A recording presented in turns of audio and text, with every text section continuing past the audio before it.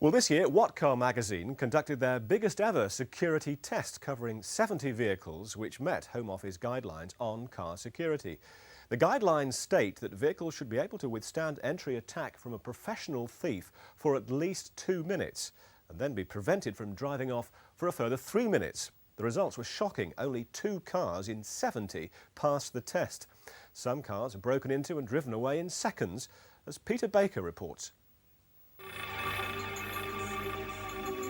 Theft from cars and theft of cars are the UK's most common crimes. The good news is that while the latest generation of electronic immobilizers are at last offering improved protection, the figures show that many cars are getting easier to break into in the first place. This was our biggest security test yet, and we tested 70 1996 model year cars. We found that we were able to break into all but 2 of them and drive away all but 30 of them. So although the immobilizers did well, the locks did less well. We'd like to point to the 2 stars of the show, which are in fact 2 British built cars. One was the Ford Fiesta and one was a Range Rover. They were the only 2 that we couldn't break into. The Fiesta was particularly impressive when you consider how much it costs. The Range Rover is a £40,000 vehicle. You'd expect it to have good security, but the Fiesta as an option is probably about £11,000 all told, which we think is impressive. Well, the results are extremely worrying, but aren't they even more worrying considering that you weren't allowed to break glass, to bend metal? In the real world that happens, so in effect the results could be even worse. Indeed, and we believe it will come to the stage eventually where we will have to damage test the vehicles, as we call it. At the moment, the government security guidelines say that you can damage test, but we know we can do it without damaging them. So, as you say, in fact, the situation could be worse. If break-ins are difficult to protect against, at least an immobilizer will protect our cars from being driven away. But what type do we look for? Here's a very typical one that's a bad one, made of plastic. You can actually turn it off. It comes out into sockets with all different coloured wiring. A very bad electronic immobilizer. Here we have a good one, all metal case that's got rivets holding the thing together, coming out in a bundle of black wires. No way of knowing where these actual black wires are going and which are the immobilisation circuits. These 2 outline very clearly the difference between good and bad immobilisers, and I think this is what you pay for when you have an installation that needs to be professionally fitted.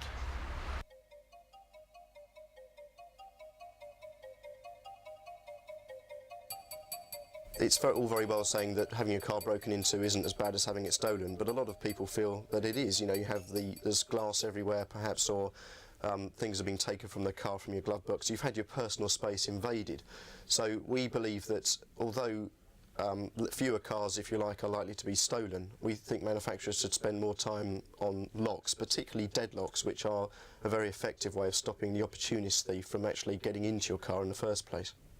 Very simple things. Filler caps, for instance, on this particular vehicle, the new Fiesta, it has got a lockable filler cap, but if you were to make a key to that filler cap, it wouldn't open the doors, let alone start the ignition up.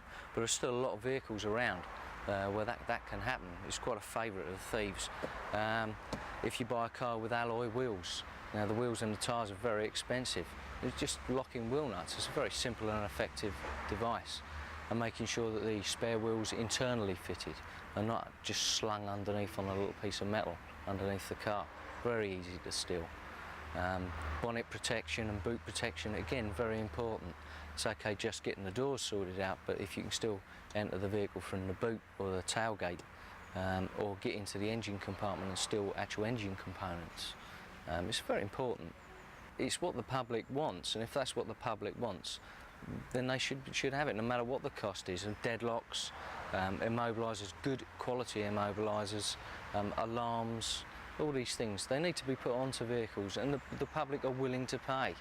We've been auto locksmiths for 20 years, and we know that the security of vehicles over that 20-year span has not improved considerably over that period. Some have taken it seriously, some have actually worked hard on securing vehicles, others have just trod water. And why they've paid the engineers for the money to do the security within their companies, I can never understand, because it just hasn't happened. So tell me about the actual tests themselves. What sort of criteria were you working to? Well, the Home Office 2 years ago brought out a draft specification regarding testing of new vehicles, and we worked along with the Home Office to the final procedures, and within the guidelines of the Home Office test procedure, that's what we worked to. One would think that a more expensive car would have better security than a cheaper car, but this is not always the case. Well, the winner of the 1996 test was the Ford Fiesta, or the humble Ford Fiesta as people might say. It's a very, very good all-round security package. We've got a transponder-based immobilizer, which is a little computer chip set into the key, which communicates with the car itself. And if they're not matched, the car won't start. It's a high security key, so it's very difficult to pick or jiggle this particular lock. The locks themselves are well shielded. There's a deadlock package on most of the models. I mean, if you are buying a Fiesta, make sure yours has got the deadlock package. Again, as I was saying, they thought about the petrol cap problems. They thought about locking wheel nuts, spare wheels inside the vehicle. Generally, all round, Ford have done a very good job on this car. And if we move over to the door, the door mechanism itself is controlled by cable link. Now this is quite an important thing. Traditionally cars are done with a rigid rod, which is very easy to get hold of. The lock shielding inside the door here is metal and not a cheap bit of plastic like most manufacturers tend to use. Small hatches. We tested quite a few small hatches, some of which were the big hits with thieves, such as the BMW's compact VW Golf, Ford Escort, which actually is one of the biggest targets for thieves in the country. Generally speaking, the performance was fairly disappointing, particularly on door locks. A lot of door locks were overcome very quickly. The Fiat Bravo, for example, 6 seconds, which is pretty poor. Again, it's another Ford that probably comes out best in this category. The Immobilizer was effective, but disappointingly the deadlocks were overcome, although it did take us some time to get around them. Family cars. These are the big players in the market. You've got things like the Ford Mondeo, the Vauxhall Vectra, Rover 600, Renault Laguna. Generally speaking, the standard here was fairly good. I think the manufacturers are taking more notice of the fact that security is quite high on people's minds when they choose this sort of car.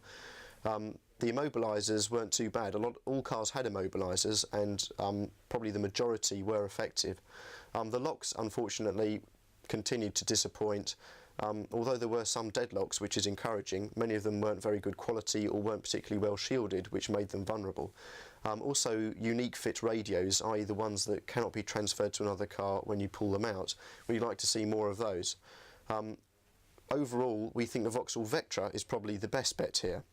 It has deadlocks which were overcome by our experts, but they did keep them busy for a bit, which could be what makes all the difference out there on the street.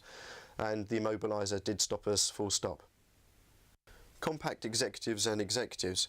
Now this was a very interesting category for two reasons. One is obviously these are cars that are very popular with thieves. They're the ones that they're easy to sell on. But also we wanted to see how BMW would do. Well, they won our security award last year, and we had high hopes that they would have developed their systems to probably walk away with some plaudits this year.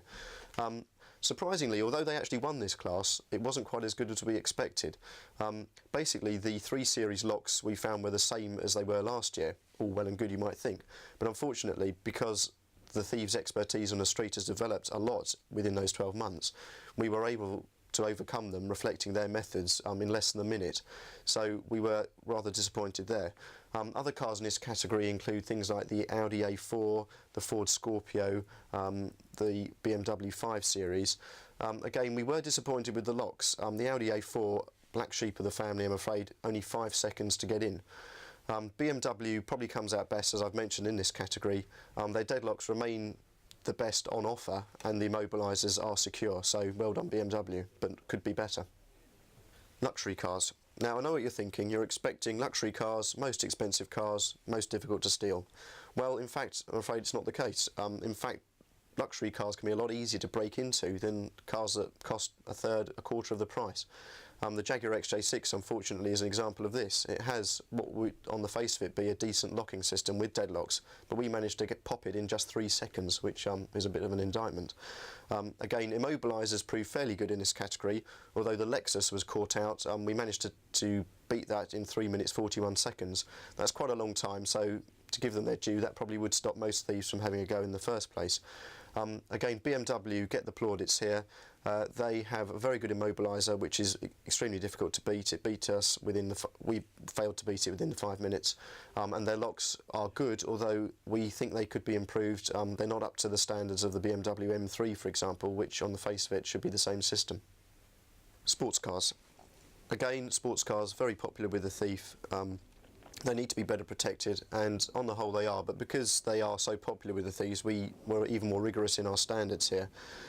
Generally speaking, there's some good Immobilizers out there, again some that failed, but when you're talking about cars like the Vauxhall Calibra, the MGF, Rover MGF, the BMW M3, very desirable cars, we'd like to see a bit more work done here. The Calibra probably takes it in this category simply because the door locks were more effective than the others. They weren't perfect, but they did stop us, and it did have an effective Immobilizer. Similarly, the Vauxhall Tigra, it's a down-market version of the Calibra, we were impressed with that. But we still think that some of these cars costing up to £35,000, we would expect a bit more work to be done, particularly the ragtops, which are too easy to slit with a knife, so once you're in you don't want them to be easy to drive away too. 4x4s. Again, this is one of the few categories that actually has one of our winners in it. It's the Range Rover, which is an expensive car, but all credit to Range Rover. They've created a security system which is effective.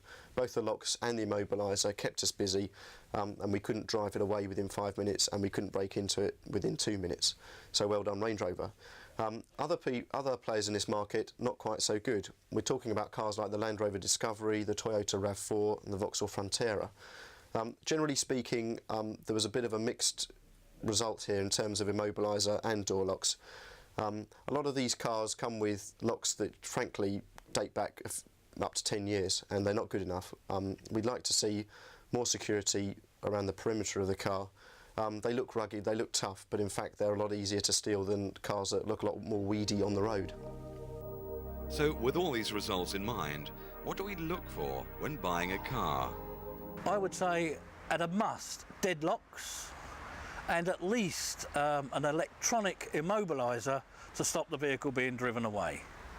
And make sure that that electronic Immobilizer has passed satisfactory criteria, somebody like Thatcham or Sold Secure. If it's past any of those, you know you've probably got something that's pretty good. There are businessmen that carry laptops in their boot and all their business papers.